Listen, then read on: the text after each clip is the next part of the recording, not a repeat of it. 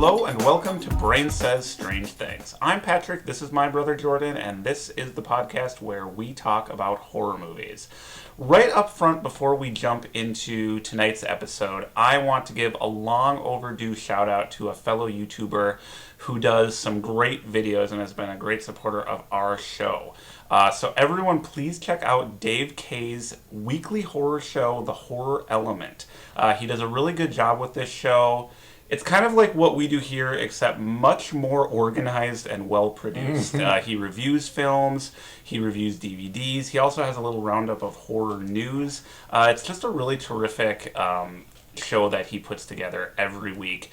So I'll add a link to that down below. Everyone definitely check out and subscribe to Dave K's channel and watch The Horror Element while you're waiting for the new episode of Brain Says Strange Things to go up. Okay, so with that out of the way, tonight's episode is going to be sequels in space. Horror sequels in space. Yes. Now, last time we did a straight-up science fiction episode, but we are back in the horror genre. Oh, I didn't even think about that. Yeah, I know. but we're definitely back in the horror genre this time, but with a twist. So, we are not going to be talking about movies like Alien, which are outer space-themed horror movies. Not going to talk about the ones people want to hear about. Right. So this is a very specific subgenre of horror. We're taking a look at films that they started on Earth in the first film, but somewhere along the way in the franchise, often about 4 sequels in, these franchises jump the shark all the way into outer space. So these are films that take jump the moon, an earthbound horror character and transplant them into space. For example, Leprechaun 4 in space, right? So Leprechaun franchise is not something that you would think to put together with outer space, but they did in the 4th sequel. Similarly with Hellraiser Bloodlines, and those 2 films are the ones we'll be giving full reviews. And that's the 4th one tonight, right? Also the 4th in that series. Jason X and Critters 4 are also examples of this quirky, bizarre little subgenre. So we sat down tonight and watched Hellraiser Bloodlines. Bloodline or Bloodlines? Something like that. Hellraiser in space. Yeah, Hellraiser in space. Sorry. And Leprechaun 4 in space. So, let's talk about the better of these 2 movies. And really, I thought not a bad movie. Hellraiser Bloodlines. Now, the truth is, we were really hoping for some Pinhead in outer space action with this movie, but in fact, the outer space sequences only take up, what would you say, maybe a third of the runtime of this film? Yeah, maybe even less than that. But it's a rather complicated plot, and there was a lot of turmoil behind the scenes. So the film still mostly makes sense, I think. It begins with a kind of prologue in outer space, where you have this rogue scientist who has hijacked a space station that he himself designed. Okay, this is in the future, like 2125 or something. And on this space station, he basically manipulates the famous puzzle box from the Hellraiser series to bring forth Pinhead for some unknown purpose. And then these, Marines, space cops, track him down and stop him. Then the bulk of the film is told in flashback with this scientist narrating his family's history with the puzzle box, leading up to why he was doing what he was doing at the beginning of the film. So supposedly one of his ancestors had invented the puzzle box. Are you sure it was his ancestor? It didn't look that much like him. The same actor plays, all the ancestors throughout, which we kind of made fun of that, but I actually think that kind of worked for this movie. I actually think all the actors were good in the movie. That's not the problem with the movie. Yeah, this was not a bad movie, I didn't think. So essentially what happened was that this guy's ancestor had invented the puzzle box. They brought forth Pinhead for the first time way back in olden times. I guess like the Renaissance or something. Maybe. And then it was in France in the Renaissance. In movie olden times. And then but this guy who was a toy maker, he realized what he'd done. Andre Toulon? Yeah, yeah. Unwittingly, he created this at the behest of this, guys who had requested it. Yeah, he didn't invent a thing to summon demons. He invented like the little box. Yeah. And then they kind of they like trapped hell inside the box. Well, it's like a doorway to hell. Okay. Yeah, it's very. You kind of have to fill in and make your own movie a little bit. Mm-hmm. And also, I have to say, although I love the first Hellraiser movie, I'm not like a hardcore Clive Barker Hellraiser guy, and I know a lot of people are. So I'm probably gonna get some Hellraiser stuff wrong. So just bear with me. We're really only interested in this. We don't even know if it's Bloodline or Bloodline. We really don't. So anyway, where was I? Okay, so the back in olden times. The important thing is the guy who invented the puzzle box also came up with an idea for kind of an anti-puzzle box to defeat Pinhead and the Cenobites once and for all. But he never gets to realize... close the door to hell. Yeah, he never gets to quite realize this vision. And throughout history, his ancestors have come close. He's got like the plans drawn up. Yeah, exactly. So this movie takes place in like 3 time periods. There's the past, there's the present, and then there's the future timeline, which is the part that takes place in outer space. Which is the least interesting time that they spend nothing. They don't really devote anything to that. So I mean, yeah, there's not. This is a really bad example of a. It is. It's not. It's not quite in the line of like Jason X or Leprechaun in space. Like it's not about that. No, it's not. It's not about what if Pinhead was in space. It's really about let's examine the Hellraiser story over multiple generations. Yeah, it's almost like the opposite. It's almost like it's all about everything that came before the first movie. It's almost like a prequel. For some reason, there's no reason. I mean, it is a prequel. It is a prequel. It's both a prequel and a sequel, and it's a unique story. I think it could have used a bit of finessing and fine tuning. I think there's a lot of things that don't. See, that's the main thing that I mean, when you mentioned that there are a lot of behind the scenes problems, and I don't even know any. But you can tell. Like, there's something wrong, because there's a good movie in there. There's good ideas in there. Yeah, and again, like, hardcore Hellraiser fans probably know a lot about the behind-the-scenes story here. But the movie was directed by Alan Smithy, right? Which is the term that directors essentially use when they don't want to be associated with the project. So the original director of this movie had some disagreements with the producer. Although you can find his name in the credits. Yeah. They didn't do that well of a job. So and I feel like that probably does affect the film, but I feel like it's kind of a cool story. It doesn't quite make sense all the way through, but I thought it was a good story. I thought it was a well-made movie. I thought that at this point in the franchise, this is the 4th Hellraiser movie, it still has a lot of the sophistication and that kind of weird S&M, kind of almost elegance of the first Hellraiser film. It looks good. I think for the most part, it's shot well. The lighting is very even good. The little tiny things in space look pretty good. Yeah, the CGI for 1996 it holds up pretty well. So I didn't think this was a bad movie. I didn't think it was great. See, that's what I mean about like something behind the scenes was going on wrong. I have no idea like what.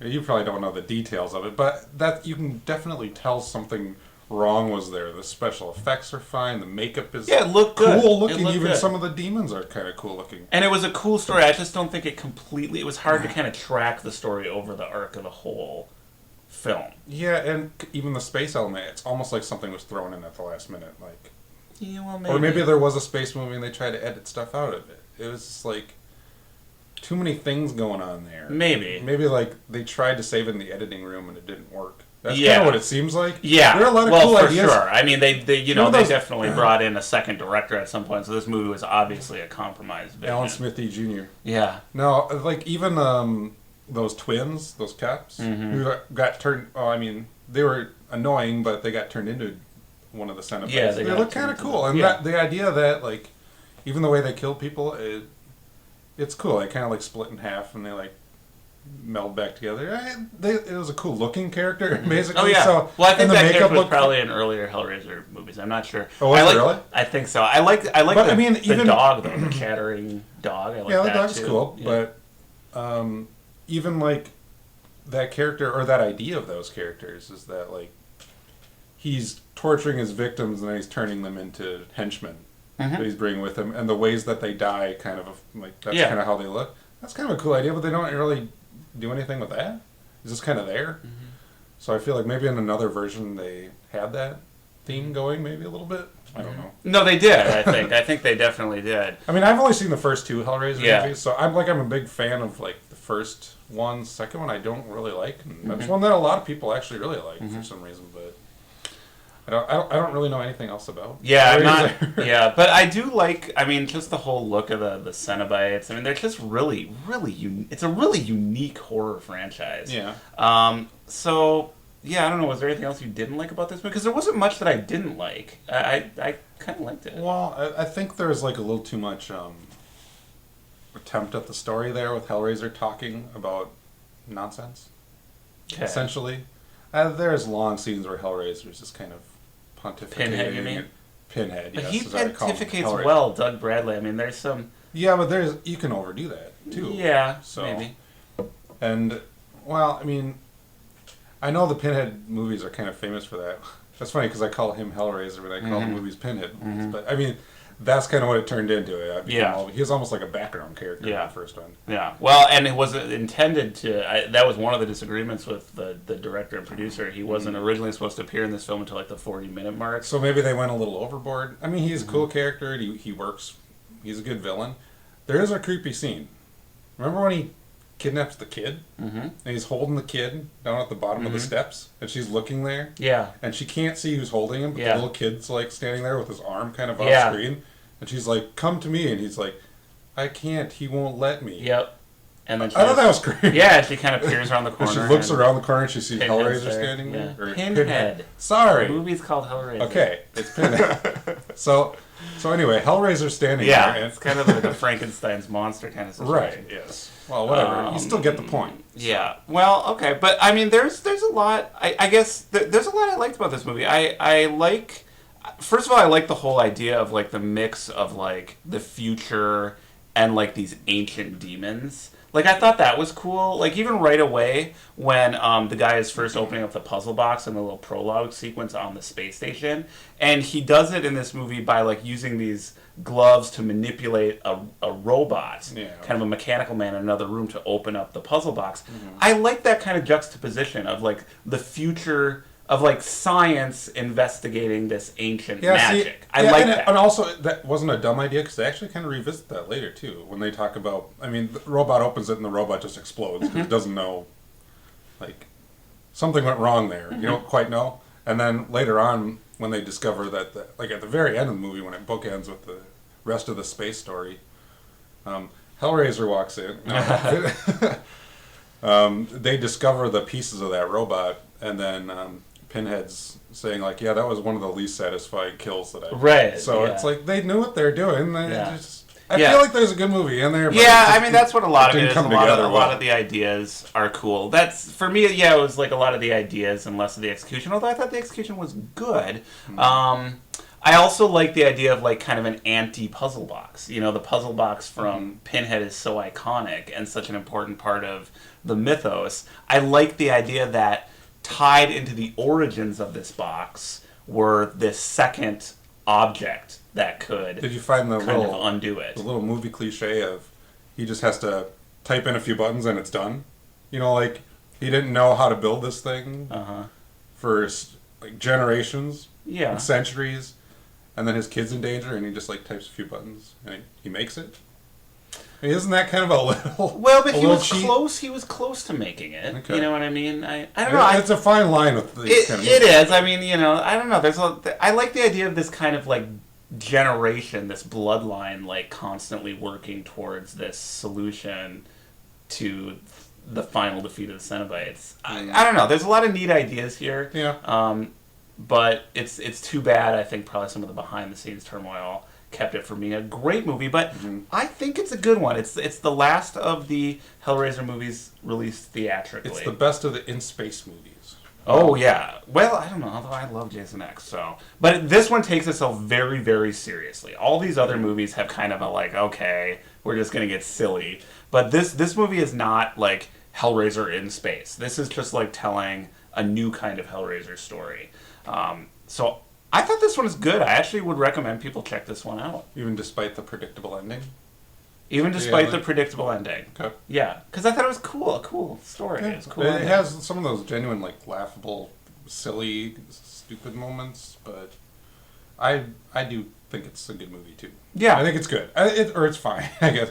I mean, on a scale of these movies, and these types of movies, these sequels that maybe shouldn't have been made, it's a pretty fair example of that. I would say if people like the original Hellraiser and assume that Hellraiser Bloodlines is like Jason X, don't assume that. Yeah, check it out as like an interesting spin on the Hellraiser story. So that is Hellraiser Bloodlines or Bloodline.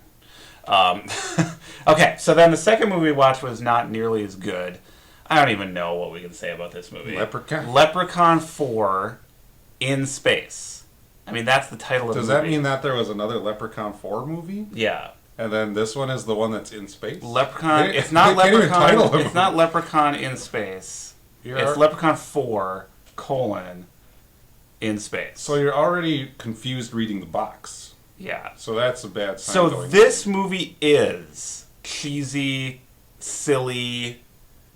We don't care. We're out of ideas for this franchise. But also, I mean, Hellraiser started off from a very serious perspective. Yeah. Right? Like, Hellraiser is supposed to be the original Leprechaun is not the original Hellraiser. Right, in like mood and tone-wise. So maybe this is kind of where they were going with this. Is yeah. I kind of saw this character as like I mean, he's pretty much a ripoff of Freddy. Yeah, in some ways. In a lot of ways. He's similar to Freddy Krueger. In some ways. And he's kind of like the Mask too a little bit. He has these magical powers, and he has these horrible one-liners, and they're just. I compare it to like a comedy, an unfunny comedy. Oh yeah, it was a very unfunny comedy. I mean, there were long sections of this movie that were supposed to be funny with these characters just camping it up, and we were just sitting there like, this is not good at all. Yeah, because see, like with horror movies, you can kind of like, if it's not a good movie, you can still enjoy it on that level. But if a comedy is not a good movie, that gets kind of depressing. Yes. And I found this movie a little depressing. Yeah, I agree. When the girls are losing their clothing and the guys are, don't get too excited. It's not as great as it sounds with the girls losing their clothing. It is not. Even that's disappointing. The shirtless guy looks better than the shirtless girl in this movie by anyone's standards. But it's just like, even these people reading these lines, and I told you, I was like, as stupid as this dialogue is, do you really think that these actors even knew what they were saying at that point? Like, I don't think they did, and I don't think they knew what they were, it almost, I don't know. It sucked.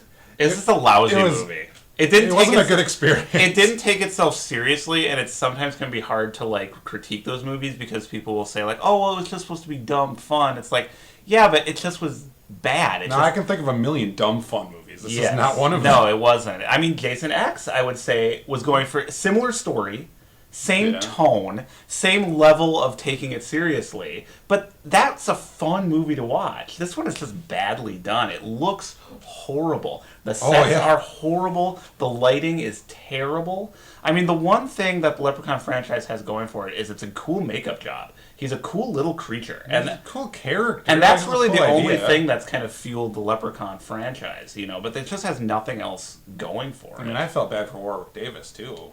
I mean, you just feel bad for all these people. I mean, you really shouldn't, because it's not that big of a deal. It's a movie, but I don't know.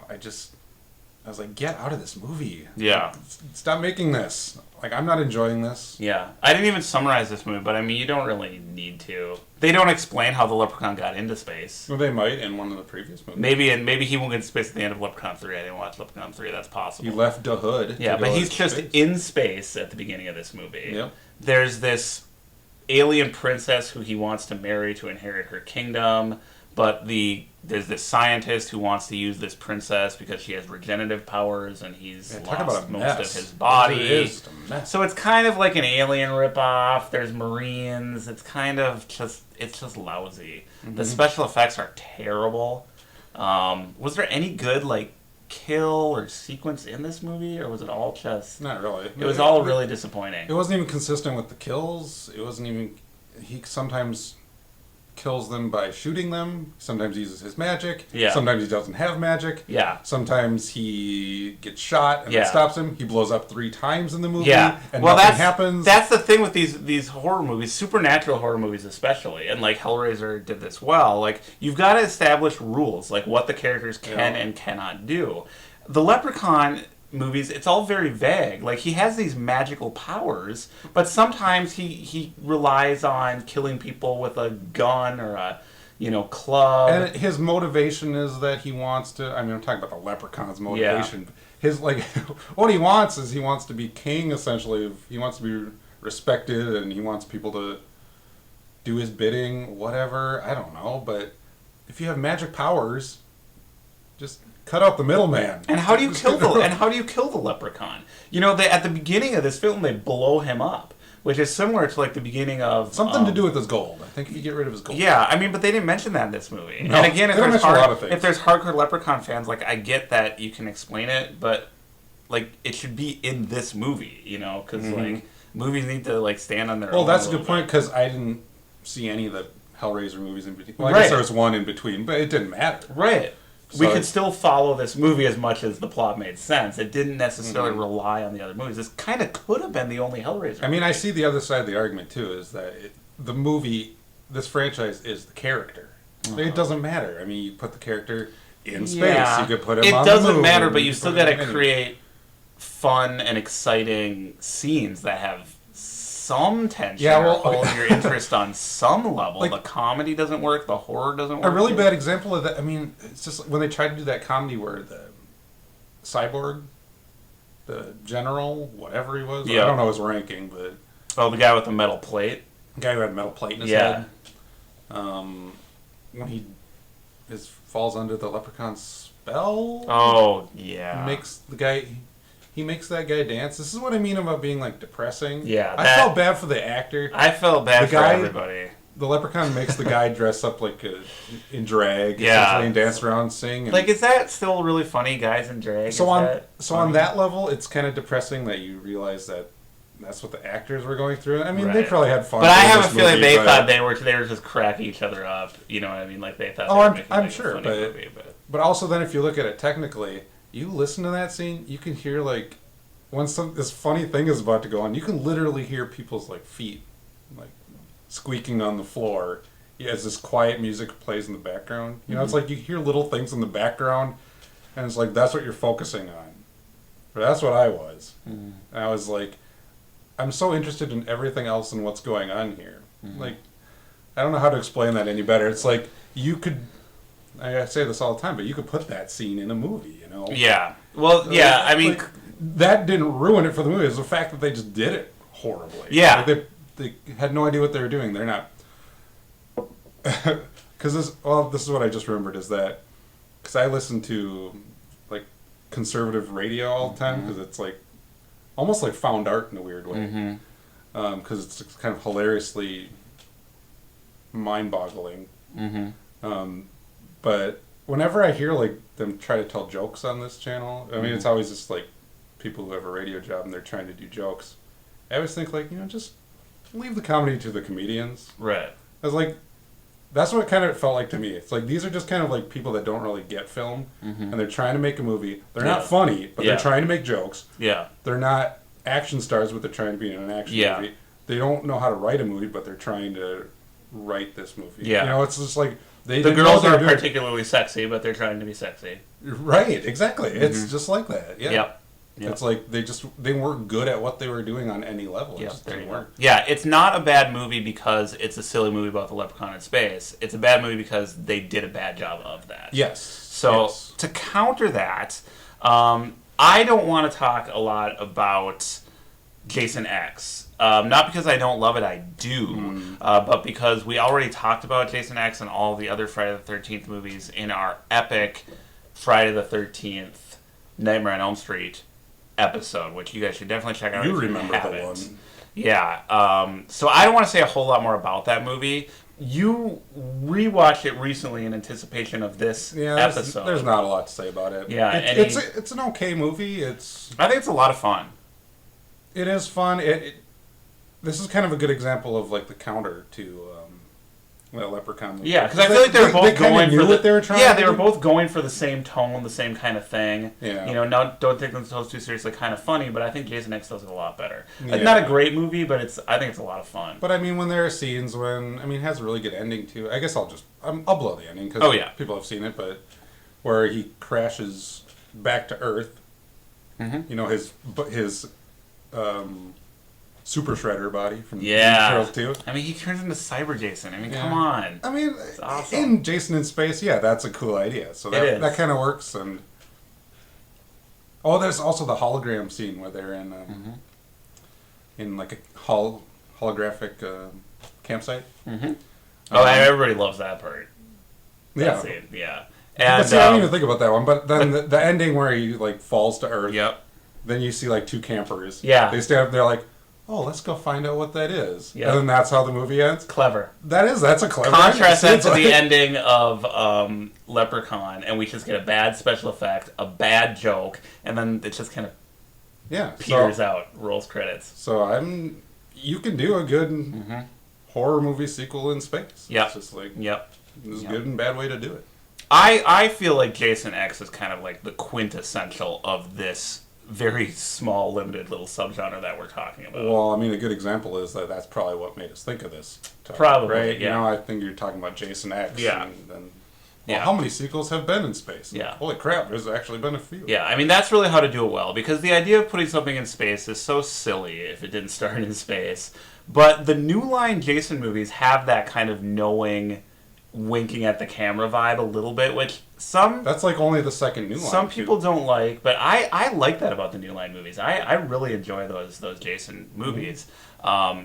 And I think that's part of what makes it work. They didn't take it seriously, but they took their craft sort of seriously. I don't want to make too much of this movie because it is cheesy, but I have a lot of fun. Maybe like 49% of the jokes fall flat. Whereas in Leprechaun, like 99% or 100, 110 if that's possible. Yeah.